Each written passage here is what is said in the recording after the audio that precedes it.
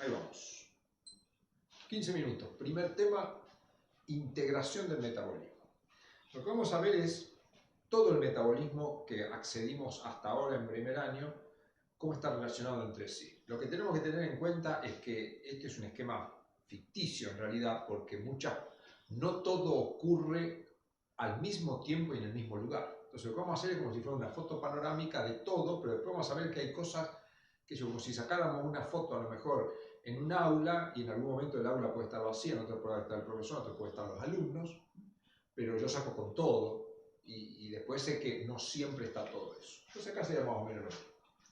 Entonces, bueno, nosotros tenemos una célula, sabemos que a la célula pueden llegar glucosa, fructosa y galactosa. Esto fundamentalmente va a venir del tracto gastrointestinal por la hidrólisis de los carbohidratos. La glucosa, la vamos a poner así, se utiliza directamente como glucosa y ya conocen ustedes que se dirige básicamente a la glucólisis que lo termina transformando en piruvato. Lo hemos hecho varias veces. Y acá básicamente se producen dos cosas importantes. El ATP, que es fosforilación a nivel de sustrato, y NADH, que son equivalentes de reducción, es energía en cierta manera. Este piruvato ingresa a la descarboxilación oxidativa, da acetilcoenzima A, que también acá genera NADH, pero ya comienza a generar desechos. Y este acetil-CoA, descarboxilación oxidativa del piruvato, glucólisis, ciclo de Krebs, termina de generar dióxido de carbono como desecho y libera moléculas de NADH, FADH, vamos a agregar acá GTP, que es lo mismo que esto, una fosforilación a nivel de sustrato. Este proceso prácticamente ocurre siempre y en todos lados. Son escasos los órganos y células que no lo hacen. O sea, siempre y en todos lados. Por supuesto va a cambiar la intensidad del proceso. Todos estos NADH y FADH, como ya sabemos, son dirigidos a la cadena respiratoria donde son regenerados para poder ser utilizados nuevamente. La cadena respiratoria utiliza oxígeno y libera energía que es aprovechada por la fosforilación oxidativa para transformar el ADP en ATP.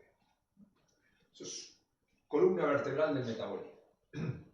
Este acetil-CoA puede ir al ciclo de Krebs, pero si la energía alcanza y sobra, este acetil-CoA se dirige hacia un proceso que conocemos como síntesis de ácidos grasos, que va a generar ácidos grasos, que luego va a entrar en un proceso que es la síntesis de triacilgliceroles, que va a formar triacilgliceroles con el aporte de glicerol fosfato. Ese glicerol fosfato sale de la vía glucolítica, de un intermediario que está a la altura de la vía de las pentosas. También sabemos que la síntesis de ácidos grasos necesita una coenzima importante que es el NADPH, y ese NADPH va a salir del catabolismo de la glucosa por una vía alternativa que se llama vía de las pentosas o vía del fosfogluconato. Así tenemos un destino de la glucosa energética, un destino de la glucosa para almacenamiento. Esta glucosa también puede, a través de la glucógenogénesis, generar glucógeno, que sería un depósito de energía similar a los triglicéridos, pero que ocurre en otros tejidos. Esto básicamente ocurre en el hígado, cuando se sintetizan triglicéridos. La síntesis de glucógeno ocurre tanto en el hígado como en el músculo. Y este glucógeno, cuando se necesita energía, después vamos a ver en el otro, en estado de ayuno e ingesta, cómo juega todo esto. Por la glucogenólisis, vamos a poner así, glucogenólisis, va a dar glucosa. De esa manera tengo prácticamente destinada la glucosa. Fructosa y galactosa intervienen en un proceso metabólico que termina derivando en glucosa, que se llama interconversión de exosas. Así tenemos básicamente el metabolismo de la glucosa integrado, que vamos a ver en diferentes estados. Dentro del tracto gastrointestinal también lo que nos van a ingresar son aminoácidos. Estos aminoácidos ingresan y uno de los destinos importantes de los aminoácidos es ir a la síntesis proteica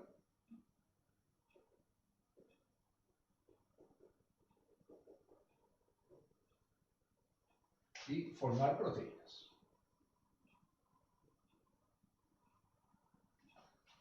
Para cumplir diferentes funciones.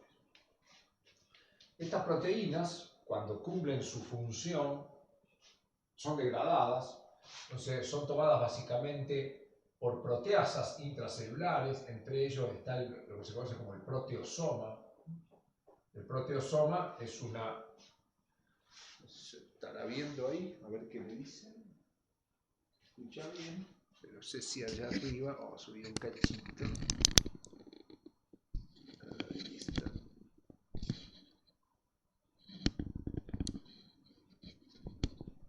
Ahí está. El proteosoma transforma las proteínas nuevamente en aminoácidos. Estos aminoácidos pueden ser reutilizados en la síntesis proteica o se pueden juntar con aquellos aminoácidos que me sobran y van a ir al proceso de degradación. Esos aminoácidos, para ir al proceso de degradación, normalmente enfrentan tres procesos. El primer proceso es la transaminación, que, podríamos decir, libera el grupo amino y genera un cetoácido. Este grupo amino ingresa a un proceso conocido como desaminación oxidativa que genera amoníaco y esto ingresa a un conjunto de reacciones conocido como ciclo de urea que excreta urea, que se va a ir por orina. La cuestión es este cetoácido. Este cetoácido puede ser metabolizado a diferentes compuestos. Algunos cetoácidos forman piruvato, otros cetoácidos forman acetil-CoA y otros cetoácidos van a formar intermediarios del ciclo de Krebs. Lo puedo poner. Es decir, van a formar alguna molécula de los que forman el ciclo de Krebs. Entonces es fácil pensar qué es lo que pasa con un cetoácido. Dice, bueno, si un cetoácido llega a piruvato, lo que puede ocurrir es que se transforme en acetil-CoA y vaya al ciclo de Krebs. O puede ser que se transforme en acetil-CoA y vaya a la síntesis de triglicéridos. Y lo mismo pasa con los intermediarios del ciclo de Krebs. Nos da vinculación entre aminoácidos y glúcidos. Una vía que no tenemos que olvidarnos de poner acá es lo que se conoce como la glucogénesis. La glucogénesis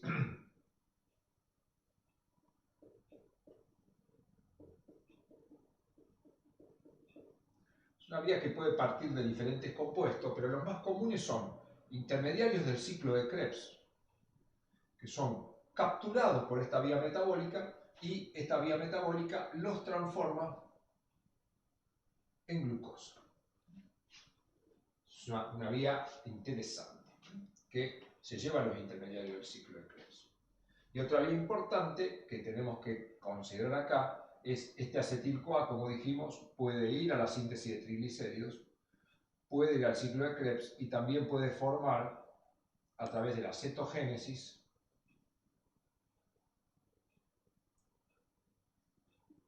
lo que se conocen como cuerpos cetónicos.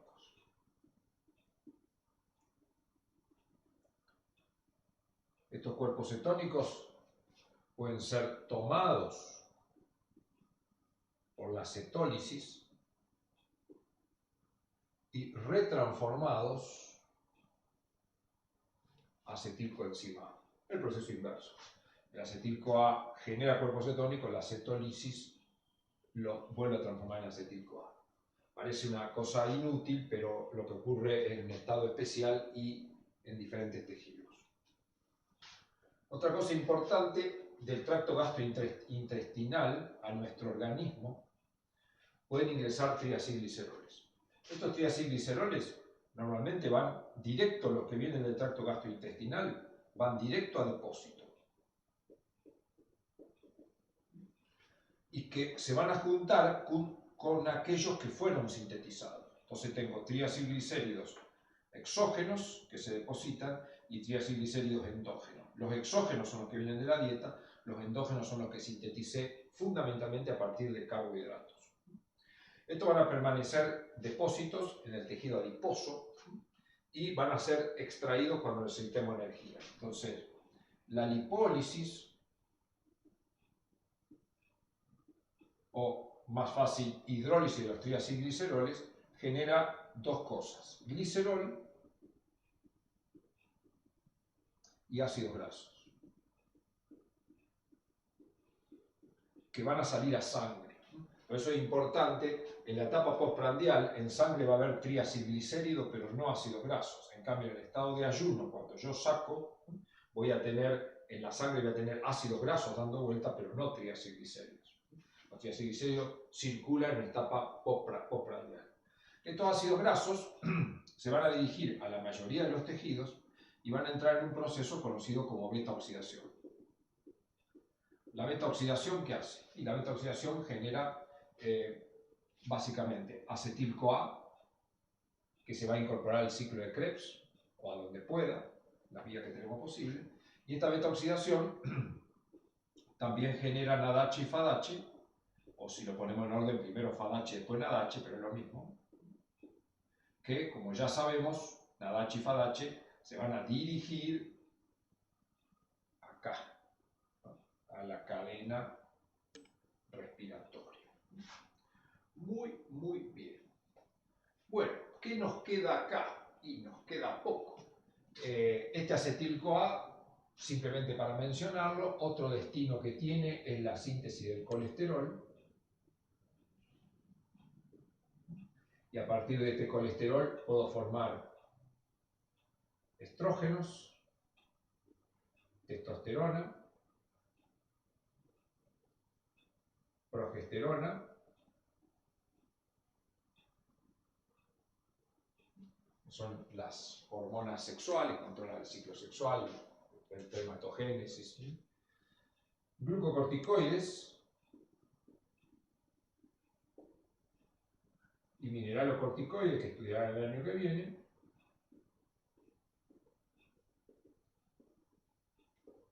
todo un grupo de lo que llamamos hormonas esteroides.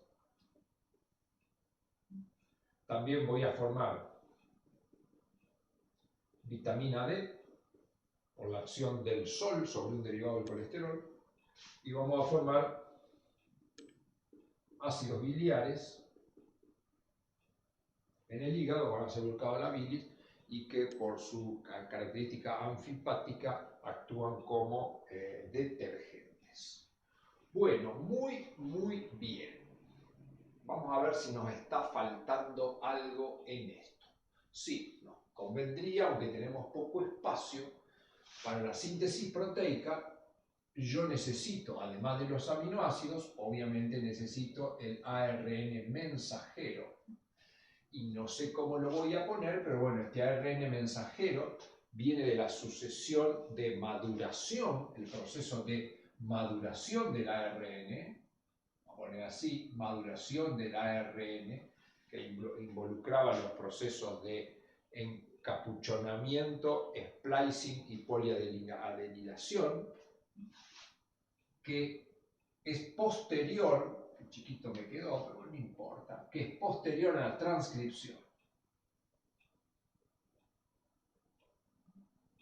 Que la transcripción no era otra cosa que la copia de un gen para formar el RNA heterogéneo nuclear que forma al RNA mensajero.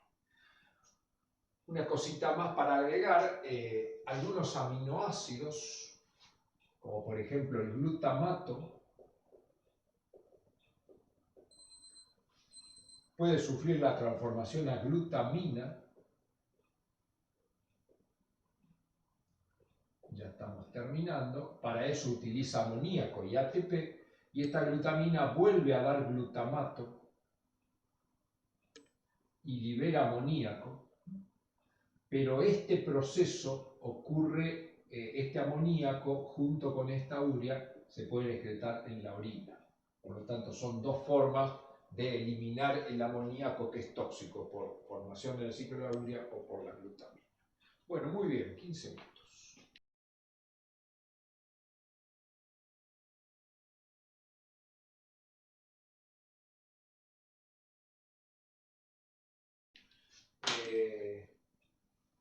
Bien, bien. Bueno, Bueno, vamos a ver si hay alguna duda de esto. En la tutoría, hay varios de la tutoría, pero bueno, los que no son de la tutoría, por ahí pueden tener alguna pregunta extra. Esto lo venimos trabajando. Entonces, queda claro que esto es una vista como si uno pusiera todos los actores. Esto me recuerda, hay unas filmaciones que a veces se ven por televisión, que una persona está parada en la calle y él está parado quieto y toda la gente camina, hay gente que aparece, desaparece. Bueno, esto es más o menos lo mismo. Es como que yo estoy viendo todo, pero en realidad, cuando esté en la realidad, no voy a ver todo. No voy a ver todo, porque si estoy, ahora lo vamos a ver el otro, si estoy en la etapa postprandial, va a haber partes que se van a encender, partes que se van a apagar. Si estoy haciendo una actividad muscular, en el músculo van a ocurrir ciertas cosas que no van a ocurrir en otros tejidos, por ejemplo. Entonces, bueno, vamos a ver si hay alguna duda y si no, vamos a pasar al otro tema que se encadena con esto. Pero lo voy a dejar. Y a ver si se me ocurre algo. Sobre este esquema, trabajen tratando de comenzar en cierta parte, razonar o en otra parte, memorizar cuáles son los órganos que lo utilizan o las células que lo utilizan. Como dije, la utilización desde glucosa hasta ciclo de Krebs, prácticamente todos. Dice, ¿cuál no? Y bueno, yo diría que la única que no utiliza todo esto podría ser el glóbulo rojo. ¿Por qué? Porque el glóbulo rojo, al no tener mitocondria, no puede descarboxidar el piruvato. Entonces el glóbulo rojo hace este pedacito. Entonces, bueno, todo eso está en todos lados. Por supuesto, está en todos lados, pero no en todo momento. Porque, por ejemplo, si bien el músculo hace esto, en etapa de ayuno va a ser solo este pedacito, porque esto acá se va a frenar. Eso ya lo vamos a ir estudiando.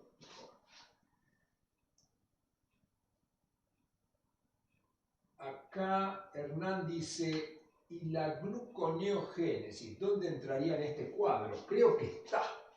Yo la llamé glucogénesis. La glucogénesis o gluconeogénesis, muchas veces algunos libros hacen diferencia. Llaman glucogénesis al proceso de formación de glucosa. No hay que confundir glucogénesis con glucógenogénesis. Cuando yo uso gluco estoy hablando de glucosa, cuando uso glucógeno estoy hablando de glucógeno. Entonces, la glucogénesis, algunos libros dicen que son los procesos metabólicos que forman glucosa a partir de intermediarios glucídicos. Por ejemplo, la formación de glucosa a partir de glicerol, la formación de glucosa a partir de piruvato, podemos decir que es glucogénesis. En cambio, cuando hago glucosa a partir de compuestos que no son glucídicos, como podría ocurrir acá, estos cetoácidos que se incorporan al ciclo de Krebs, en algunas circunstancias pueden formar glucosa, y entonces ahí estaría formando glucosa a partir de compuestos que no son glucídicos, o que no tuvieron un origen glucídico, sino aminosídico, entonces eso lo llamamos gluconeogénesis. Como decir, formando nueva glucosa. En cambio, lo otro es como que estoy formando glucosa a partir de algo que ya lo fue. Pero una división que no vale la pena complicarse. Por eso yo uso en general glucogénesis o gluconeogénesis como sinónimo. Pero sería esa a veces la diferencia, uno por ahí lo ven con un nombre distinto y si es lo mismo o no. Muchas veces también en algunos libros se habla de la glucogénesis de novo o la síntesis glucosa de novo. ¿Qué es eso? Es formación de glucosa nueva a partir de algo que no fue glucosa. También es común en la síntesis de ácidos grasos. Muchas veces a esta síntesis de ácidos grasos se llama síntesis de ácidos grasos de novo. ¿Por qué? Bueno, estoy formando ácidos grasos a partir de acetil-CoA que vino del piruvato, vino la glucosa. Entonces dice, bueno, una síntesis de novo, una síntesis de ácidos grasos nuevos o originales, que no estaban antes, que no es lo mismo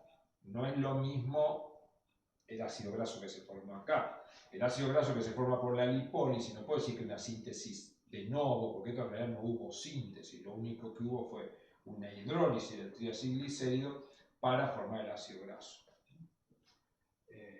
Entonces esos son términos muchas veces que aparecen.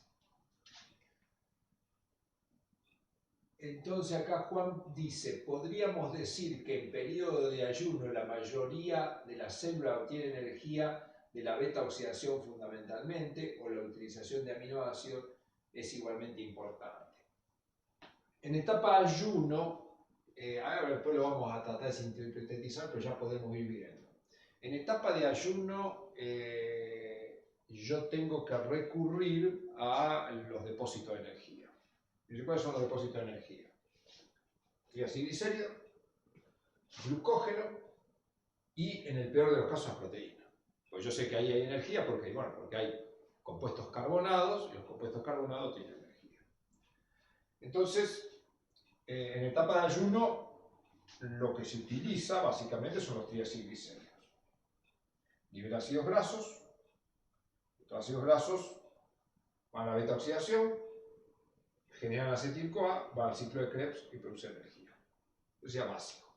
Pero hay células que no lo pueden hacer. Por ejemplo, las células del sistema nervioso no lo pueden hacer porque los ácidos grasos no ingresan fácilmente al interior de la célula. Entonces, si no ingresan es porque no tienen, digamos, los transportadores, los métodos que le permitan atravesar las membranas. Entonces dice, bueno, si bien en etapa de ayuno muchas células, especialmente el tejido muscular, puede utilizar fácilmente los ácidos grasos, utilizando el ciclo de Krebs, el sistema nervioso no. Los glóbulos rojos tampoco lo pueden utilizar porque no tienen ciclo de Krebs. El hígado sí lo puede utilizar. Ahora, hay otros tejidos, entonces, por ejemplo, me dice, bueno, ¿y el sistema nervioso qué usa? Y bueno, sigue utilizando lo mismo, glucosa. ¿Y de dónde la saca? Y bueno, durante la etapa de ayuno, la glucosa del sistema nervioso va a salir del glucógeno, pero está en el hígado. O sea, tengo que movilizar. O sea, el sistema nervioso pide glucosa, el hígado lo tiene que movilizar. ¿Quién organiza eso? Bueno, las hormonas. Hay hormonas, cada célula tiene receptores y entonces, en ciertas circunstancias, esos receptores están en el lugar adecuado y en el momento adecuado, y la hormona se libera en el momento que se requiere, entonces eso se activa en el momento que se requiere. Ahora, como normalmente el glucógeno hepático es pequeño, no alcanza para un ayuno muy prolongado, alcanza para pocas horas, entonces para proveer glucosa tiene que empezar a funcionar la glucogénesis. La glucogénesis va a ocurrir durante la etapa de ayuno también, y va a ocurrir a partir de intermediarios del ciclo de Krebs, de piruvato, como pusimos, no lo puse acá, pero con el piruvato, y otra cosa que puedo poner acá, el glicerol. En etapa de ayuno, tanto el glicerol como el piruvato, como los intermediarios del ciclo de Krebs, van a formar glucosa. Entonces, desde los primeros momentos del ayuno, el problema es proveerle glucosa al sistema nervioso, el glucógeno hepático, por glucogenólisis, lo aporta, pero como eso se termina relativamente rápido, esto tiene que empezar a funcionar. Para funcionar esto, ¿qué hago? Bueno, utilizo el glicerol que ya me va dando el tejido adiposo, y tengo que degradar, forzosamente tengo que degradar algo de aminoácidos. O sea, que esto es una pregunta habitual de los alumnos, porque muchas veces cuando uno lee un libro parece que la célula primero usó el glucógeno, después usa los lípidos, después usa la proteína. No, cuando estamos en la etapa de ayuno, la célula empieza a usar una mezcla de los tres. En las primeras horas usa el glucógeno y el glicerol y poquita proteína, pero como el glucógeno se va terminando, después en vez de usar ya no puedo usar la glucogenolisis porque se queda sin glucógeno en 24 horas, entonces empiezo a usar más la gluconeogénesis. A partir de glicerol, pero es insuficiente a partir de glicerol, entonces forzosamente se ve obligado a degradar proteínas. O sea que en una etapa de ayuno yo ya empiezo a degradar mis proteínas. Por supuesto, nuestro organismo, la biología y la naturaleza es bastante inteligente y primero degrada aquellas proteínas que no son vitales. Por ejemplo, no va a degradar un anticuerpo ni va a degradar una enzima. Lo que va a degradar primero son proteínas contráctiles, por ejemplo, que si estoy en ayuno me viene bien hasta que me las degraden para que no pueda moverme y gastar energía. Entonces, ahí hay toda una secuencia, pero siempre son en el ayuno. En el ayuno yo lo enfrento con varias cosas simultáneamente. Glucogenolisis, lipólisis, que me genera el glicerol para hacer gluconeogénesis, y catabolismo proteico, con lo cual las cadenas carbonadas que me sirven, que vienen hasta piruvato y que vienen hasta ciclo de Krebs, pueden haber glucogénesis. Sin embargo, aquellas cadenas carbonadas que llegan a acetil-CoA en el hígado, que es el que puede hacer glucogénesis, se encuentran en una situación donde el acetil-CoA no puede ingresar al ciclo de Krebs porque me llevé los intermediarios, o sea, no tengo los compuestos. Si bien tengo las enzimas, el ciclo de Krebs, recuerden que para empezar necesita una enzima, que es la citrato sintetasa, pero necesitan dos sustancias, el acetil-CoA y el oxaloacetato. Si estoy en la etapa de ayuno, el oxaloacetato me lo consumí, por lo tanto me falta esto. Entonces, aunque tenga la enzima y tenga acetil-CoA, no puedo hacer citrato. Entonces, el acetil-CoA se acumula y hay enzimas que lo empiezan a utilizar para formar cuerpos cetónicos.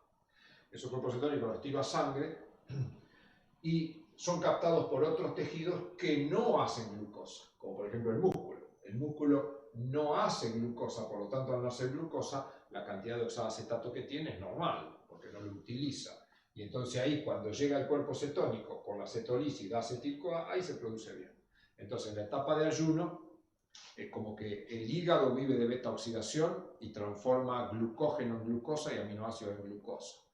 Vive de beta-oxidación, saca ATP de beta-oxidación y genera, como dijimos, glucosa por dos caminos y de esa manera se rebusca el hígado y genera cuerpo cetónico. El músculo usa energía de beta-oxidación, básicamente beta-oxidación, frena su consumo de glucosa, eso fue como estudiar el año que viene, me fue la regulación, frena el consumo de glucosa y puede utilizar cuerpo cetónico. Y el sistema nervioso usa glucosa, que se da del hígado, y también puede utilizar cuerpos cetónicos. Como no hace glucosa, su ciclo de Krebs está intacto, entonces puede utilizar cuerpos cetónicos. Prefiere la glucosa. Y el tejido adiposo durante el ayuno degrada triglicéridos, se los da para todo el resto, muy generoso el tejido adiposo, le da la energía prácticamente para todo el resto, y él saca energía a partir de beta-oxidación también. Hace beta-oxidación, degrada ciclo de Krebs, como no hace glucosa, puede degradarlo hasta dióxido de carbono. Entonces, de esa manera es más o menos cómo se mantiene. Bueno, a ver si hay una pregunta más. Acá, bueno, decía, podríamos decir que en el periodo de ayuno la mayoría de seres obtiene energía de beta-oxidación fundamentalmente o utilizan aminoácidos igualmente importantes. En general, como decía recién, la beta-oxidación juega un rol importante en el músculo. Los aminoácidos juegan un rol importante no tanto para sacar energía, sino para construir glucosa. Lo que pasa es que cuando yo degrado proteína para formar glucosa, no todos los aminoácidos que genero me pueden formar glucosa. ¿Por qué? Porque algunas cadenas carbonadas terminan en acetil-CoA o algo que termina en acetil-CoA, y lo que termina en acetil-CoA no puedo hacer glucosa. ¿Por qué? Porque no puedo hacer piruvato, que era uno de los formadores de glucosa, ni tampoco puedo generar intermediario del ciclo de Krebs. Y eso es un problema muchas veces que resulta... lo voy a explicar, tenemos tiempo. Al alumno le entra la duda de mirar, ahora voy a hacer un dibujito, vamos a borrar esto.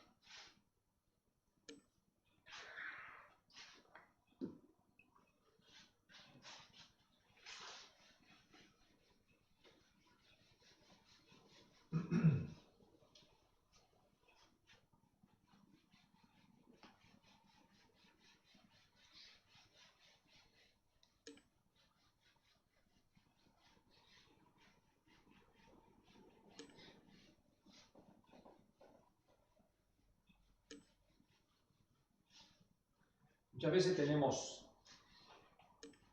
ese tipo de pregunta que nos hace alguien y nos hacemos nosotros. Si yo puedo hacer tal cosa a partir de tal cosa. Es decir, puedo hacer ATP a partir de glucosa. Bueno, tengo que tratar de buscarlas. Es como si uno dijera, bueno, estoy acá en Rosario, que yo estoy en la Facultad de Medicina. ¿Puedo ir al Monumento a la Bandera? Y dice, sí, podés ir. Bueno, ¿qué camino? ¿Está el camino para ir? Sí, bueno, podés ir por acá o podés ir por allá. Entonces, el metabolismo igual. Yo tengo, por eso muchas veces se llama hasta rutas metabólicas, ¿no es cierto? Yo lo que tengo que ver es si la ruta existe, ¿no es cierto? En primer lugar, ver si la ruta existe. Después, ver si esa ruta ocurre cuando yo estoy razonando eso. Bueno, dice, bueno, ¿el hígado puede formar glucosa? Dice, y sí, el hígado puede formar glucosa. Ahora, ¿puede formar glucosa en estado de ingesta o en estado postprandial? Y uno dice, y no. ¿Por qué? Bueno, porque la vía que forma glucosa en el hígado ocurre en etapa de ayuno porque la enzima, como el glucagón, estimula que eso ocurra de esa manera. Entonces uno dice, bueno, como si yo dijera, bueno, ¿puedo ir de acá al monumento? Sí, pero bueno, ahora no porque hay una manifestación, ¿cierto? O sea, el camino está, pero está cerrado. Entonces el metabolismo tengo que hacer ese tipo de razonamiento. Que lleva bastante tiempo, pero bueno, de ir discutiéndolo, presentándolo, escuchándolo, respondiendo preguntas, es como que uno se le va haciendo natural. Y una de las preguntas habituales que uno al alumno le hace es decir, ¿nosotros podemos formar glucosa a partir de acetil-CoA? La respuesta es no. O sea, los humanos, no importa por qué camino, ¿podemos llevar esto a glucosa? La respuesta es no. Lo entienda o no, ya es no. Entonces, el alumno por ahí se pone y dice, pero si yo vi que la glucosa se puede transformar en piruvato. Esto lo aprendí bien. El piruvato se puede transformar en acetil-CoA. El acetil-CoA se une con el oxalacetato, forma citrato. Y este citrato sigue una serie de reacciones que se conocen como ciclo de Krebs y llega a oxalacetato. Y yo también estudié que este oxalacetato puede ser tomado por la glucogénesis para formar glucosa.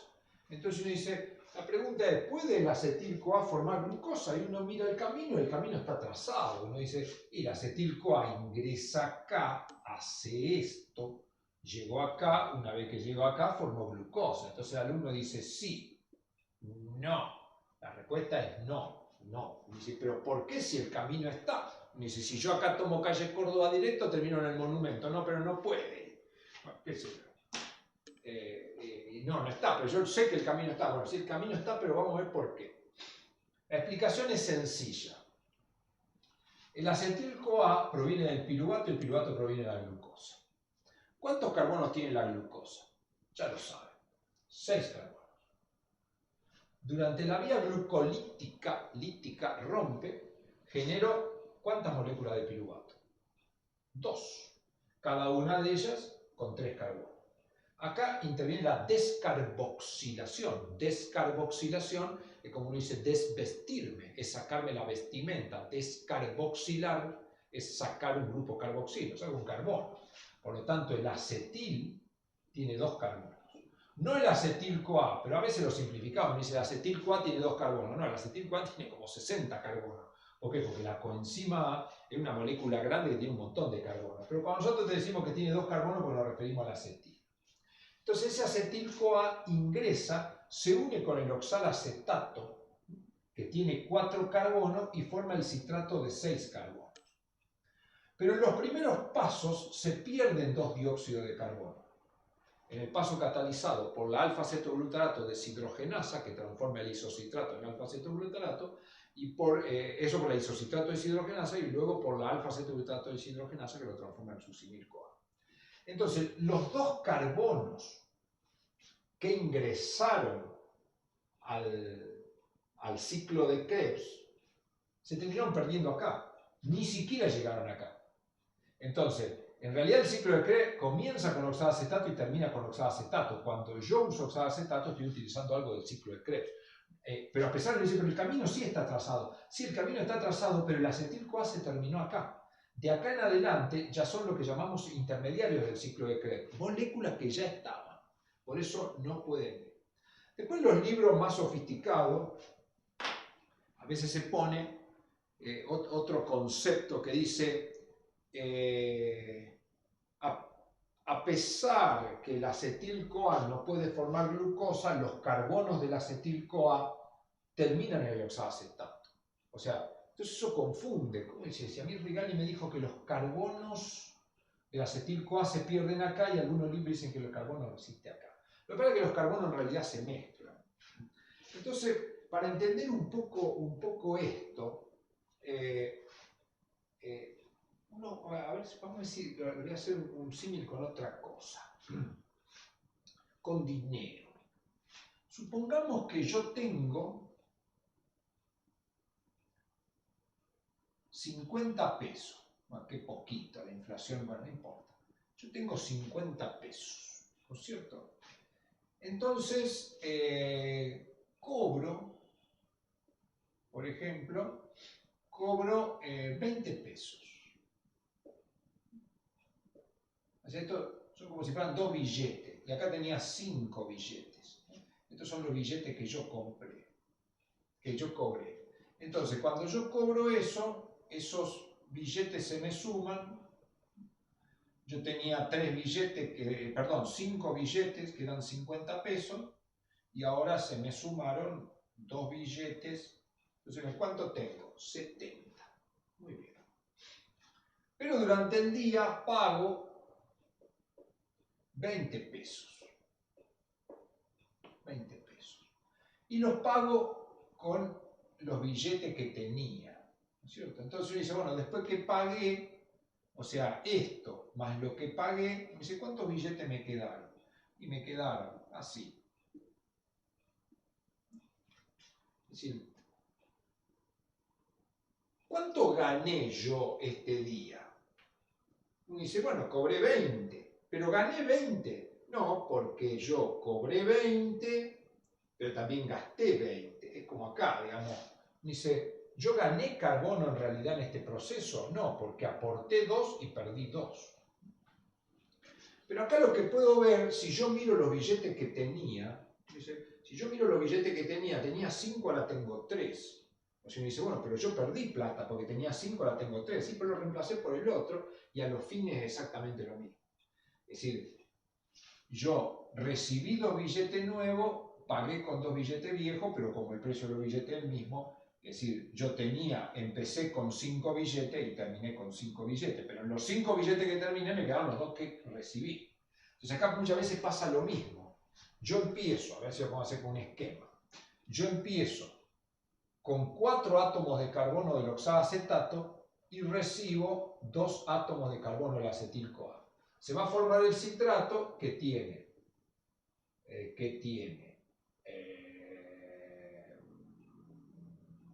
así. Tiene 6 carbonos, 4 del oxaloacetato, 2 del acetil-CoA.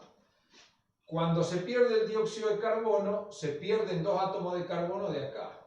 Y entonces el oxaloacetato que yo regenero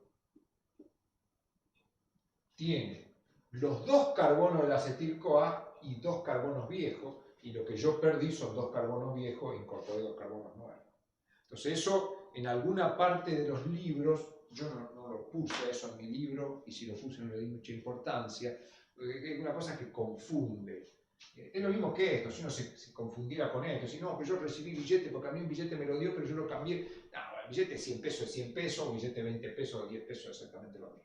Entonces, eso es lo que ocurre. Entonces, yo parto con 4, termino con 4. Aunque el acetil-CoA está acá y puede formar glucosa, pero entonces uno dice, si yo a ustedes les preguntara, ¿puede un átomo de carbono del acetil-CoA terminar en la glucosa?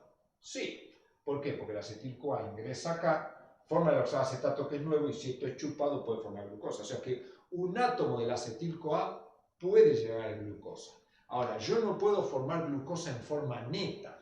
¿Por qué? Porque si 2 átomos de carbono me entran acá, yo esos 2 átomos de carbono los pierdo. Y entonces la glucosa debería ser a partir de estos 4 átomos, pero que ya estaban antes. Entonces, No puedo formar glucosa de manera neta, no es que puedo incorporar los átomos de carbono.